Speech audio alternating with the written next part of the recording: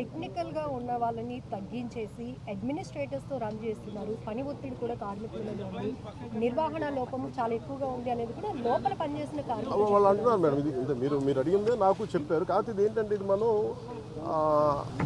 నేను దీనికి సంబంధించి అనుభవం ఉన్న వ్యక్తిని కాదు.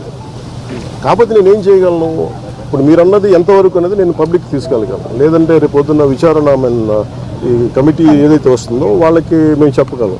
నేను అందుకే అంటాను, వన్స్ వీళ్ళందరూ ఆ కమిటీ తీసుకున్న తర్వాత నేను ఒకసారి కార్మికులతో ఇంటరాక్ట్ అయ్యాను అనుకోండి, ఏమైపోతుంది ఇప్పుడు మాట్లాడాలంటే అందరూ ఒకేసారి మీద పడిపోతే కాదు. చాలా ప్రశాంతంగా కూర్చొని చాలా నిబద్ధతతో చేయాల్సిన మీటింగ్. సో అది నిజంగా మీరు చెప్పింది కూడా పరిగణలో తీసుకొని వాటితో మాట్లాడతారు.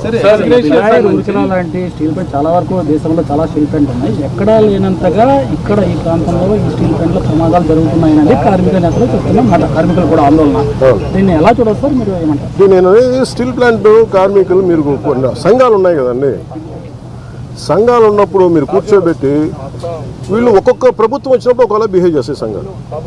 నాకు ఇబ్బంది ఏముందంటే సంఘాలు అనేవి ఇర్రెస్పెక్టివ్ ఏ ప్రభుత్వం వచ్చింది ఏ ప్రభుత్వం పోయింది అనే కంటే కూడా సంఘం కార్మికుల సంక్షేమం కోసం ఇర్రెస్పెక్టివ్ మనం ఎవరు బాగా చేయగలం అని ఆలోచించాలి తప్ప మీరు వైసీపీ వచ్చినప్పుడు కాంప్రమైజ్ అయిపోయి వైసీపీ వచ్చినప్పుడు ఈ స్థలాలని మనం ప్రైవేటీకరణ చేసేద్దాం వాళ్ళతో ఇవి నేను వాస్తవంగా చెప్పగలను.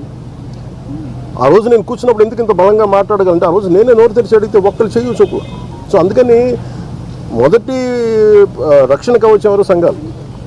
సంఘాలు ఈ పొలిటికలైజేషన్లోనో లేదంటే మన పార్టీ రాజకీయాల్లో పడిపోయి నిజంగా కార్మికుల సంక్షేమం ఎంతవరకు ముందుకు తీసుకెళ్లారు అనేది కూడా నాకు వాళ్ళతో కూర్చొని నేను మాట్లాడతాను. సార్ నేను I don't try to shy away or shun away. కనీసం సార్ మేనేజ్మెంట్ కూడా ఇంటర్నల్ ట్రాన్స్ఫర్ చేస్తుంది. అసలు సంబంధం లేనటువంటి డిపార్ట్మెంట్ని డిప్లాయ్ చేయడం వల్ల ఈ ప్రమాదం జరిగింది అనేది, చనిపోయినటువంటి వాళ్ళలో కూడా అట్లాంటి వ్యక్తి ఒకరు ఉన్నారనేది ఇప్పుడు కార్మికులు చెప్తున్నటువంటి మాట. అంటే ఇప్పుడు స్టీల్ ప్లాంట్ యాజమాన్యం కూడా ఈ ఎంప్లాయీస్ విషయంలో కొంత అలసత్వం వహిస్తుంది అనేది ప్రధానమైనటువంటి విమర్శ.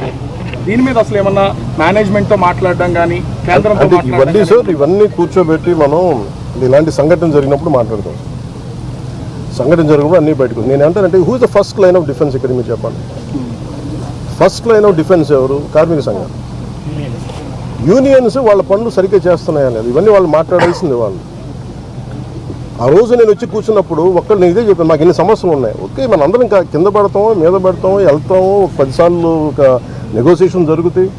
అసలు సమస్యని మీరు ఇవన్నీ చెప్పకుండా మీకు అన్యాయాలు జరిగిపోతున్నాయి, ఇవి జరిగిపోతున్నాయి అంటే నేను అనేది ఏంటంటే మీరు ఒక లాజికల్గా ఒక రేషనల్గా మాట్లాడకుండా పూర్తి ఎమోషన్ మీదను ఇలా కూర్చొని మాట్లాడితే కాదు. కూర్చోబెట్టి మన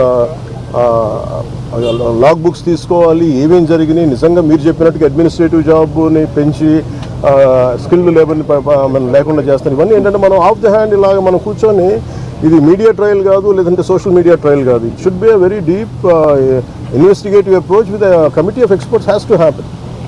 దీనికి